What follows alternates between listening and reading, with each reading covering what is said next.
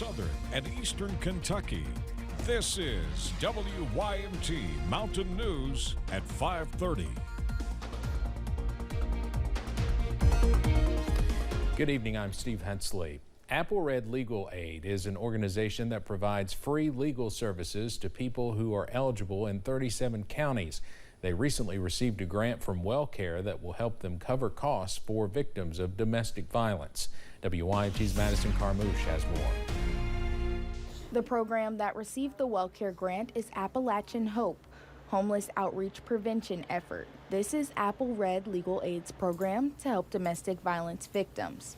So this grant money helps us pay for those fees, but it's going fast. And $10,000 seems like a lot, but when you're doing this line of work, we have to keep the money coming in. Clients can receive the funding for a variety of possible costs that will come with fleeing a domestic violence situation. Divorce fees, for example, sometimes it's around $300 to pay for a filing fee, and we can't all the time get those fees waived because they make too much and then they don't make enough to pay for it. So they're stuck in the middle of that. Combs says that each circumstance is different, and that is why grant money like this is life-changing for survivors.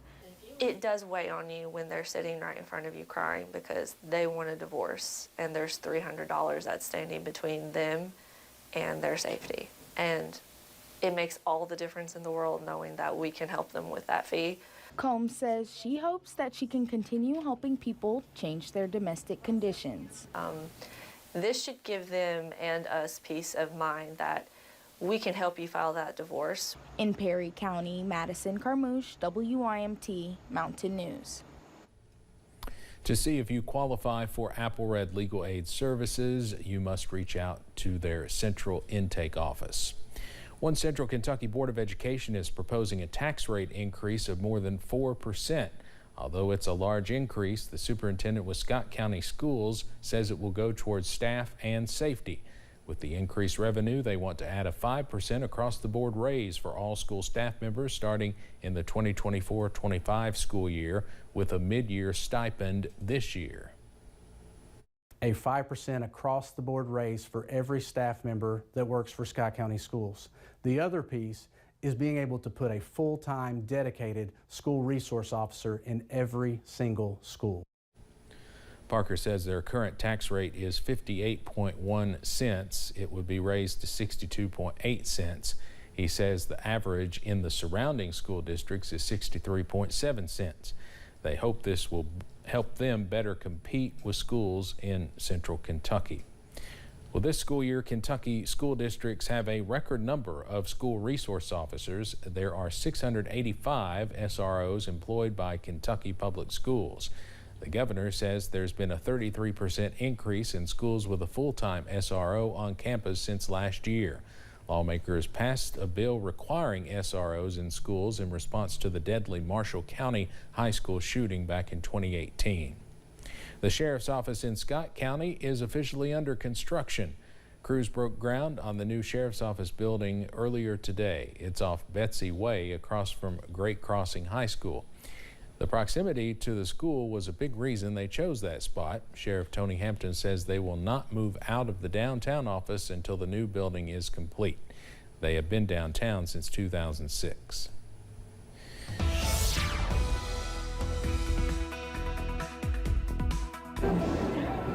Well, the forecast today not been too bad here. It was a little hot at Nibrock, the 71st annual Nibrock Festival in downtown Corbin, but the little breeze is helping right now. That sun still warm, and the scene on Buffalo Mountain a lot different from what we were seeing almost 12 hours ago.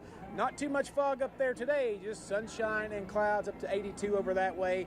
We head on over to live pinpoint Doppler radar. Nothing to scan out there tonight. We are in good shape. Maybe just a little bit of a flock of birds back over toward Lexington there, but that's about the only game in town.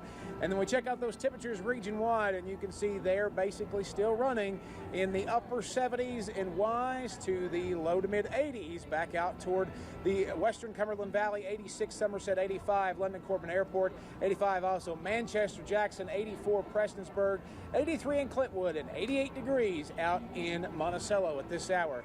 We take a look at the next few hours out there, and we're going to see again temperatures drop as some clouds try to move in overnight. Not too many though, 69 by about 5 o'clock. And we take a look at your Nibrock Festival forecast. Another great night to be out here, and tomorrow should be a fairly nice day too. We're going to see temperatures climb a little bit, and we'll see that rain chance go up just a little bit as well. I'll have the rest of the forecast from beautiful downtown Corbin coming up here in just a few minutes. Steve? All right, Brandon, thank you. U.S. Attorney General Merrick Garland announced today he will appoint a special counsel to investigate President Biden's son, Hunter. WYMT Washington News Bureau reporter Peter Zampa has more on the appointment.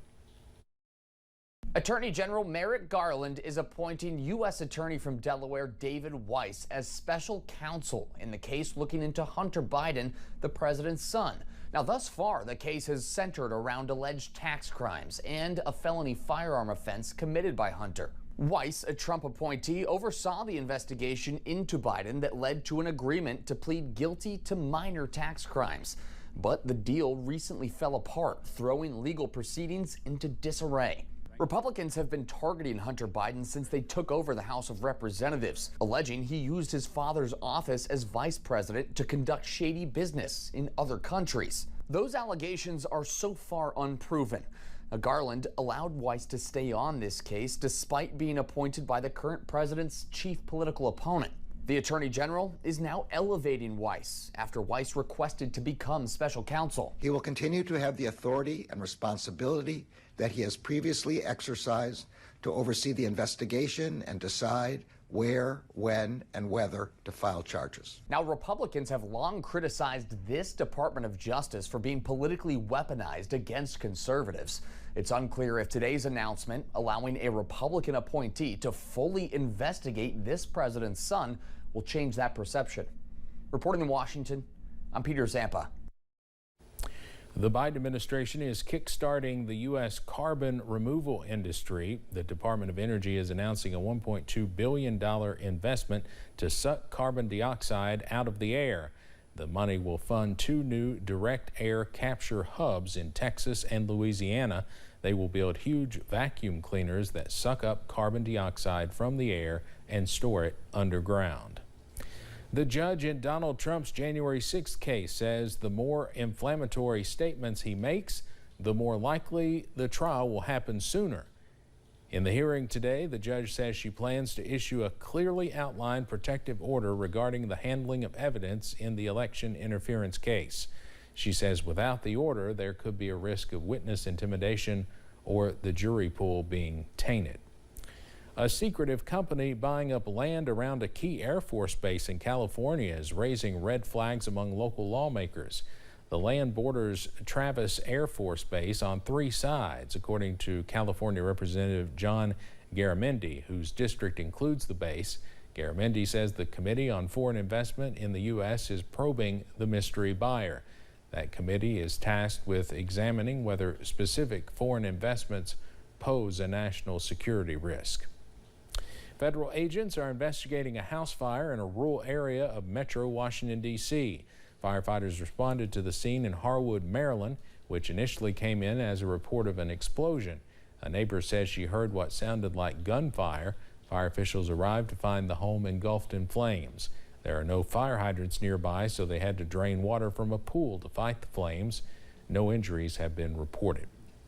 A teenager and 2 adults are dead after a fire early this morning on North Carolina's Outer Banks. The Kill Devil Hills Public Information Officer says 2 others who were in a rental home were flown to the hospital. It's unclear what caused the 75-year-old building to catch fire. Officials say it was required to have smoke detectors but not sprinklers. The fire department says 2 other homes are damaged, but nobody inside them was hurt. The devastating news of the wildfires in Maui has many celebrities stepping up to lend a helping hand, including Oprah Winfrey. Yesterday, the television icon and philanthropist dropped off pillows, shampoo, and other items to evacuees being housed at the War Memorial Gymnasium. She spoke to the British Broadcasting Corporation about the experience. It's a little overwhelming. I came earlier just to see what people needed, and then went shopping. Because often, you make donations of clothes or whatever, and it's not really what people need.